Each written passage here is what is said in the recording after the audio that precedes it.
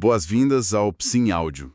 Hoje a gente tem um material, olha, denso e super importante pela frente. Com certeza. Especialmente para quem está estudando ou já atua na psicologia, né? Principalmente aqui na América Latina. Vamos mergulhar fundo num texto clássico. O papel do psicólogo. Ele é baseado numa conferência do Ignacio Martín Baró, lá de 1985. Um texto fundamental, né? Cai muito em concurso, é referência na graduação, na pós. Exatamente. E a nossa missão aqui hoje é, assim, destrinchar mesmo o pensamento do Martín Baró nesse texto, entender os conceitos principais, claro, mas também por que eles foram tão impactantes, sabe? E como aquele contexto histórico, bem pesado da época, moldou essas ideias. É um convite para a gente pensar criticamente sobre a nossa própria profissão, né? Isso. Então, vamos lá. Vamos desempacotar isso juntos. Para começar, o Martín Baró já chega jogando um balde de água fria, né? Em qualquer tentativa de definir o papel do psicólogo assim no abstrato, de forma universal. Ele é bem direto nisso. Ele diz, olha, essa definição tem que vir das circunstâncias concretas, da realidade da população que a psicologia quer servir, ponto. E para mostrar isso, ele pinta um quadro bem sombrio, mas necessário, da América Central dos anos 80. Ele foca em 3 eixos principais para caracterizar essa realidade. O primeiro ponto que ele bate muito na tecla é a injustiça estrutural. Imagina só uma sociedade rachada. De um lado, a grande maioria vivendo numa miséria danada, sem acesso ao básico mesmo. Comida, moradia, saúde, educação. Uma situação de carência extrema. Repressão violenta mesmo. Qualquer um que levantasse a voz, que tentasse se organizar, era silenciado. Criava um clima de medo constante, imagina. Total. Medo e desesperança. Esse é o primeiro ponto. O segundo eixo é a luta revolucionária e a militarização que tomou conta da região. A América Central estava pegando fogo, literalmente. El Salvador, numa guerra civil terrível que matou milhares, deslocou muita gente. Uma tragédia humanitária. Sim. Nicarágua com guerra na fronteira, muito por causa dos interesses externos, né? Principalmente dos Estados Unidos. Guatemala com guerrilhas e uma contra-insurreição brutal. E até países que a gente pensa que eram mais tranquilos, tipo Honduras, Costa Rica, estavam se militarizando rápido. Mesmo a Costa Rica que tinha essa fama de Suíça centro-americana, né? Pois é. O impacto disso era, assim, devastador. Sofrimento humano gigantesco. Famílias destruídas, a economia indo para o buraco, o dinheiro que devia ir para o hospital, para a escola, ia para arma, para quartel. Baró usa uma imagem forte, né? Quartéis no lugar de fábricas, bombas no lugar de sementes. Impactante. Mostra bem a inversão de prioridades. E o terceiro ponto que amarra muito disso é o que ele chama de satelitização nacional. Os países ali estavam cada vez mais presos na órbita dos interesses de segurança dos Estados Unidos. Era a lógica da Guerra Fria mandando em tudo. A geopolítica definindo a vida das pessoas, né? Exatamente. As decisões importantes que afetavam o dia a dia de todo mundo não eram tomadas pensando nas necessidades locais. Eram tomadas para servir à estratégia americana. Isso significava perder soberania, sabe? Perder a capacidade de decidir o próprio rumo. E olha só, aí já está a primeira ruptura que o Martín Baró propõe, né? É quase epistemológica. Antes de falar de técnica, de abordagem, ele obriga a gente a encarar essa realidade, essa história, essa sociedade. É um choque de realidade. Ele está dizendo, olha aqui, psicólogos, é daqui que a gente tem que partir. E isso é um ataque direto àqueles modelos importados, sabe? Europeus, norte-americanos, que chegavam muitas vezes como receita de bolo, né? Sem considerar nada da cultura, do social e principalmente do político da América Latina. Ignorando totalmente o contexto. Totalmente. Essa descrição que ele faz não é só um pano de fundo. É a matéria-prima, é a condição para pensar uma psicologia que faça sentido ali. É quase um imperativo ético, né? Ignorar isso seria omissão. Perfeito. E é com essa realidade na mesa, essa realidade brutal, que o Baró vira lente para a própria psicologia. Tá, e aí? O que a psicologia estava fazendo ou deixando de fazer? Ele levanta umas críticas que, vamos combinar, ainda com bastante hoje em dia, né? Infelizmente, sim. Uma bem direta. A psicologia tendia a ser coisa de rico. Um serviço quase que exclusivo para a elite, para quem podia pagar. A maioria, justamente quem mais sofria com tudo aquilo ficava de fora. A questão do acesso, né? Sempre um problema. Sempre. E outra crítica, talvez mais no fundo da questão, o foco quase que obcecado da psicologia nas causas individuais dos problemas. O sofrimento era visto como algo que nascia dentro da pessoa. Trauma de infância, conflito interno, déficit pessoal, essas coisas. A psicologização dos problemas sociais, né? Exato. Mesmo quando falavam do social, era tipo paisagem. Um fundo estático, quase natural. A injustiça, a guerra, a dependência, virava cenário. Um dado da realidade que não se questiona. Isso. E o indivíduo, com a ajudinha do psicólogo, tinha que se adaptar àquilo. A injustiça acabava sendo naturalizada no discurso psi. Normalizada, né? E aí vem a cutucada mais forte. Aqui faz a gente pensar no poder que a nossa profissão tem, mesmo sem querer. Citando um filósofo, o Deleuze, ele joga a ideia da psicologia como uma possível ideologia de reconversão. O que é isso? É uma ideia forte essa. Forte mesmo.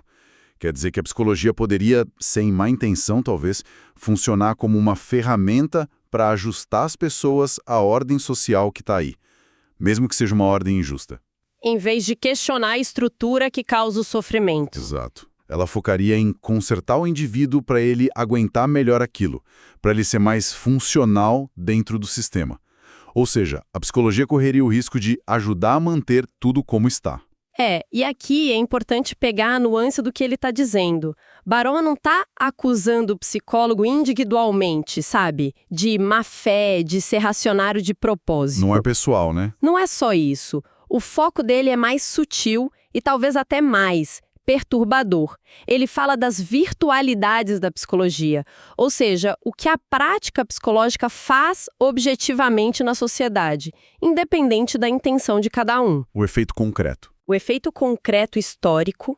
A pergunta que ele nos força a fazer não é qual a sua intenção com esse paciente, mas sim para onde o seu fazer psicológico aponta. Qual o resultado final disso, pelo peso da própria prática? Ele está dizendo que, ao focar na adaptação individual e não questionar as raízes sociais do sofrimento, a psicologia, de fato, pode acabar reforçando as estruturas de poder, mesmo sem querer. Uau, é um chamado a examinar as consequências, né? Mesmo as não intencionais. Exatamente. É um chamado à responsabilidade sobre os efeitos do nosso trabalho. Tá certo. Essa crítica é pesada. Se a psicologia tradicional corria esse risco, né, de ser cúmplice mesmo sem querer dessa ordem opressora, qual seria a alternativa? É aí que o Martim Baró traz o conceito-chave dele, o norte para um novo jeito de fazer psicologia, a conscientização. A famosa conscientização, tão ligado ao Paulo Freire. Isso, mas a gente precisa entender bem o que ele quer dizer com isso no contexto da psicologia que ele propõe. Primeiro, ele mexe com a nossa ideia de consciência. Não é só nosso mundinho interno, privado, o fluxo de pensamentos. Vai além do individual. Muito além. Para Barolô, a consciência social fundamentalmente. É o espaço onde a gente reflete sobre quem a gente é e o que a gente faz no mundo em relação com os outros. É onde a gente constrói nossa identidade, pessoal e social. Inclui a autoimagem, mas também o que a gente absorve do meio, né? Exato. As representações sociais, as crenças que a gente compartilha, o senso comum. E ele alerta, o senso comum é um terreno fértil onde a ideologia dominante se instala e faz parecer natural o que é dominação. Entendi. É uma visão bem mais ampla de consciência. Bem mais. E com essa visão, ele pega o conceito de conscientização do Paulo Freire, que ele admirava muito. Na visão freiriana, que o Baró adapta para a psicologia, a conscientização é um processo dinâmico, libertador, de transformação. Não é só ter uma sacada intelectual, né? Não mesmo. Acontece na praxis, na ação e reflexão sobre o mundo. Para os oprimidos, significa aprender a ler a própria realidade, entender as estruturas de dominação que antes pareciam normais. E conseguir escrever a própria história. Perfeito. Se tornar sujeito ativo da própria transformação, pessoal e social. Ele detalha isso em 3 aspectos que estão ligados. Primeiro, a dialética entre transformar e ser. A gente não é uma essência fixa. A gente se transforma enquanto transforma a realidade. E isso acontece pelo diálogo, pela ação conjunta. Uma coisa leva a outra. Isso. Segundo, ir da consciência ingênua para a consciência crítica. Quando a pessoa analisa a realidade, saca os mecanismos de opressão, econômicos, políticos, ideológicos, ela rompe com aquela visão mágica fatalista. Ah, sempre foi assim. Exato. Essa nova consciência crítica abre espaço para uma nova forma de agir. Uma praxis que transforma. E terceiro, isso gera um novo saber sobre si mesmo e sobre o grupo. Envolve resgatar a memória histórica, que muitas vezes é apagada pelos dominadores. E construir uma identidade mais autêntica, né? Projetando um futuro diferente. Isso. Então, colocar a conscientização como horizonte da psicologia significa mirar na desalienação. Ajudar pessoas e grupos a ter um saber crítico sobre si e sua realidade. Superando a alienação pessoal, aqueles mecanismos psicológicos que afastam a gente de nós mesmos, que bloqueiam a identidade. Ele até cita a loucura como um exemplo extremo disso. Sim, e superar também a alienação social, os mecanismos ideológicos, estruturais que impedem a gente de ver nosso lugar na sociedade, que naturalizam os papéis de dominador, dominado, explorador, explorado, que fazem a gente aceitar a opressão como normal. Usar o termo conscientização é, sem dúvida, uma baita declaração de princípios, né? Com certeza. É dizer que a psicologia não pode ficar neutra diante da realidade social, ainda mais em contextos de tanta opressão. Liga o trabalho psicológico diretamente a um projeto de transformação social, política, o que, claro, era e ainda é bem controverso. Tira a psicologia do pedestal da neutralidade. Exato, não é uma terapia que busca só o bem-estar individual abstrato. É um processo de mudança nas pessoas que acontece enquanto elas mudam suas relações com o mundo e com os outros. E olha como isso responde direitinho aos problemas que ele descreveu antes. Para a injustiça estrutural, a resposta é a consciência crítica. Faz sentido. Para a violência e a guerra, a resposta é o diálogo, romper com a lógica da dominação. E para a satelitização e alienação, a resposta é recuperar a memória e a identidade coletiva. É uma proposta política mesmo no sentido amplo. Sim, a proposta é radical, mas muito coerente com a análise que ele fez no início. Só que aí fica a pergunta, né? Tá, bonito na teoria, mas... E na prática? Como faz? Como um psicólogo aplica isso no consultório, na escola, na comunidade? Felizmente, o Barô não deixa a gente só na teoria. Ele dá exemplos concretos, e aqui a coisa fica realmente interessante. Vê a diferença de abordagem. Vamos ver. Ele pega o exemplo das vítimas da guerra. Pensa na dimensão disso na América Central dos anos 80. Soldado, ex-soldado traumatizado dos dois lados, guerrilheiro, civil que perdeu tudo, refugiado, deslocado interno, órfão, viúva, gente marcada pela violência. Muita gente. Um sofrimento em escala gigantesca. Gigantesca. O que a psicologia tradicional faria? Provavelmente ia tentar aplicar seus modelos clínicos. Terapia individual, grupo de apoio focado no trauma pessoal. O que a gente chama hoje de TEPT, né? O tratamento padrão para o trauma. Isso. E o Barô não diz que isso não é importante. Lidar com o sofrimento individual é crucial, mas ele alerta. Fazer só isso pode ser pouco, ou até problemático. Entendi. Trata o sintoma, mas não a causa estrutural. Exato. Uma psicoterapia ou intervenção psicossocial conscientizadora, para ele, teria que ir além. Os objetivos seriam outros. Primeiro, devolver a palavra às vítimas, não só para desabafar individualmente, mas para construir coletivamente narrativas que deem sentido àquilo, que resgatem a dignidade que a violência roubou. Uma construção coletiva de sentido. Isso. Segundo, questionar as identidades sociais que a guerra criou. Opressor oprimido, amigo inimigo, ajudar as pessoas a se verem além disso, a reconstruir laços com base em outros valores. Romper com as polarizações da guerra. Terceiro, ajudar a entender as raízes coletivas históricas da violência.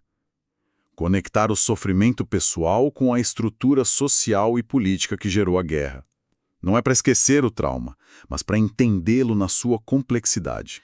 Contextualizar o sofrimento. E quarto, que é fundamental, afirmar a identidade pessoal e social como parte de um projeto coletivo de reconstrução, de buscar justiça, um futuro diferente para o país.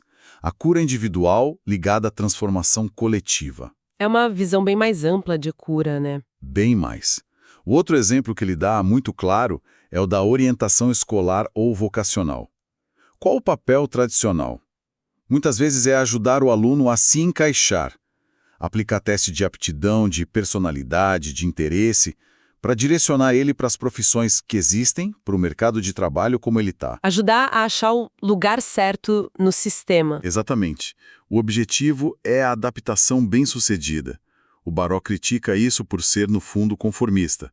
Prepara o jovem para aceitar a realidade social como ela é, sem questionar. Para não criar problema, né? Basicamente. Em contraste, uma orientação escolar conscientizadora teria um foco bem diferente. Não é negar que tem que escolher uma profissão, mas fazer isso de forma crítica criativa. Os objetivos seriam outros. Quais? Primeiro, fomentar a capacidade crítica dos alunos, em relação ao que a escola, a mídia e a sociedade dizem que é o caminho certo, as únicas opções. Questionar o que é apresentado como natural. Isso. Segundo, promover esquemas sociais alternativos, baseados em cooperação, participação, solidariedade, em vez da competição individualista, da submissão à autoridade. Incentivar outras formas de se relacionar. E Ciro, encorajar os jovens a analisar criticamente a realidade social e nacional.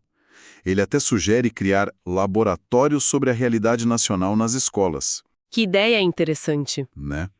Espaços para investigar, debater, refletir sobre os problemas do país, desemprego, desigualdade, dependência externa. Não para ficar desesperado, mas para pensar em como agir, como transformar. O objetivo seria formar cidadãos ativos, críticos, não só futuros trabalhadores dóceis. O ponto central nesses exemplos, e que está em toda a proposta do Baró, não é jogar fora o conhecimento técnico da psicologia. Não é abandonar as ferramentas. Não. Um psicólogo que trabalha com vítima de guerra precisa saber de trauma. Um orientador escolar precisa entender de desenvolvimento, do mundo do trabalho. A questão não é essa. A mudança radical está na perspectiva Teórica. E ética, que orienta a prática. Mudar o óculos com que se olha. Exatamente. Sair de uma lógica que prioriza adaptar um indivíduo ao sistema e que muitas vezes funciona de cima para baixo, o psicólogo expert dizendo para o leigo o que fazer, e ir para uma lógica que busca a transformação mútua do indivíduo e da realidade pelo diálogo, pela praxis compartilhada. Um processo mais horizontal. Mais horizontal. E isso, claro, não é fácil. Exige repensar nossos referenciais, talvez criar novos métodos, e nos força a responder sempre aquelas perguntas incômodas, né? De que lugar social a gente está olhando, para quem a gente está trabalhando no fim das contas, quais as consequências históricas reais da nossa intervenção. Perguntas difíceis, mas necessárias. Fundamentais. Chegando então na conclusão do texto, o Martim Baró ele tem os pés no chão. Ele não é ingênuo de achar que a psicologia sozinha vai fazer a revolução, acabar com a pobreza, garantir a soberania. Seria cair num psicologismo, né? Exato. Reduzir tudo ao psicológico. Um risco perigoso. Reduzir problemas estruturais complexos a questões só individuais, subjetivas. Mas ele argumenta com muita força, isso não quer dizer que a psicologia não tem um papel crucial, específico. Qual seria esse papel, então? Se a gente não pode mudar direto a estrutura econômica ou derrubar a ditadura com terapia, a gente pode e deve intervir nos processos subjetivos que sustentam essas estruturas injustas. Como as pessoas internalizam a opressão, como se forma a mentalidade de submissão ou de violência, como a ideologia dominante molda a nossa percepção. Aí sim, a psicologia tem muito a contribuir. Muito. Se a gente não pode impor a paz, a gente pode ajudar a substituir hábitos de violência, de dominação, por formas mais racionais, mais dialógicas, solidárias de convivência, de resolver conflito. Trabalhar na subjetividade que sustenta a violência. Isso.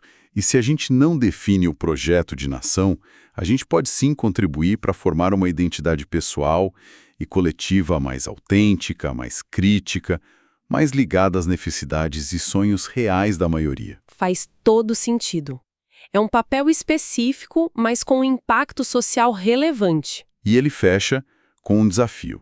Um desafio histórico que vai muito além da América Central dos anos 80. Chega até nós, hoje, onde quer que a gente esteja. Ele aponta 3 tarefas urgentes para a nossa profissão. Tarefas ligadas entre si. Quais são elas? Primeiro, a necessidade de repensar sempre a nossa própria imagem profissional e o nosso saber psicológico. Isso significa confrontar nossas teorias, métodos, nossas verdades científicas com a realidade concreta das pessoas que sofrem. Ter humildade para questionar o que a gente aprendeu. Exatamente, questionar se o que a gente faz está dando conta dos problemas reais ou se está servindo a interesses que não são os da maioria. É dizer não ao dogmatismo, ao colonialismo intelectual na psicologia. Uma autocrítica constante. Segundo, e esse talvez seja o passo mais difícil, assumir a perspectiva das maiorias populares. O Barrow usa a sociologia do conhecimento para dizer que o nosso lugar social influencia muito o que a gente vê e como a gente interpreta o mundo. De onde a gente olha, define o que a gente vê. Isso. Se a psicologia historicamente olhou o mundo mais pela ótica da elite, da classe média, é preciso fazer um esforço consciente para tentar entender a realidade a partir do olhar, da experiência, da dor e da luta de quem está na base da pirâmide. Não por caridade, mas por rigor. Por rigor, para ter uma visão mais completa e menos distorcida da realidade e do sofrimento. E terceiro, como consequência disso, fazer uma opção histórica fundamental. Barrow coloca isso bem direto. Tem um caminho de se acomodar, de aceitar o sistema como ele é, buscar o sucesso individual dentro das regras. Que pode ser confortável para o profissional, né? Pode. E tem outro caminho, o de confrontar criticamente esse sistema. A opção que ele defende como ética e politicamente necessária é se aliar aos setores oprimidos na busca por libertação. É colocar o saber e a prática da psicologia a serviço de construir uma sociedade mais justa, onde todo mundo caiba com dignidade. É uma escolha que define o tipo de psicólogo que a gente quer ser. E o tipo de sociedade que a gente ajuda a construir. Ou a manter. Esse chamado final dele, a responsabilidade histórica, é de uma força tremenda, né? Muito forte. Tira a psicologia daquela suposta torre de marfim, da neutralidade científica, e coloca a gente no olho do furacão das disputas sociais. E as perguntas que o Martin Barrow deixou continuam. Nossa, absolutamente pertinentes hoje. Muito atuais. A quem a nossa prática serve objetivamente? Qual o impacto real do nosso trabalho na manutenção ou na transformação das relações de poder? Que perspectiva a gente adota? A da adaptação ou a da libertação? São questões que deveriam, cutucar todo psicólogo que se pretende ético e socialmente relevante. Não importa onde, não importa quando. O legado dele é esse convite permanente à crítica e ao engajamento. Então, fica a reflexão, né? O que tudo isso significa pra gente, hoje. Fica aqui uma provocação final para quem está nos ouvindo pensar. No nosso contexto atual, com as nossas próprias injustiças, nossas formas de violência talvez mais disfarçadas, novas alienações, como esses desafios aparecem no sofrimento psicológico que a gente encontra? Boa pergunta. E mais importante, qual perspectiva nós, estudantes ou profissionais de psi, estamos adotando consciente ou inconscientemente para lidar com eles? A gente está mais numa psicologia que ajusta as pessoas à realidade dada ou numa que aposta na conscientização, na potência de transformação das pessoas e dos grupos? Uma reflexão para levar para a vida, né? Com certeza, a gente agradece demais por você ter acompanhado a gente nessa análise do pensamento potente do Ignacio Martim Barrow aqui no Psi em Áudio. A vida e a obra dele, que foram interrompidas de forma tão trágica pela violência que ele combatia, continuam sendo, sem dúvida, uma inspiração e um chamado para a gente buscar uma psicologia mais crítica, mais situada e mais comprometida. Um legado que não pode ser esquecido. De jeito nenhum. Se você quer continuar explorando conceitos-chave e debates importantes da psicologia, não deixe de seguir o Psi em Áudio aí na sua plataforma de áudio preferida. Assim você ficar sabendo das nossas próximas análises. Combinado? Até a próxima!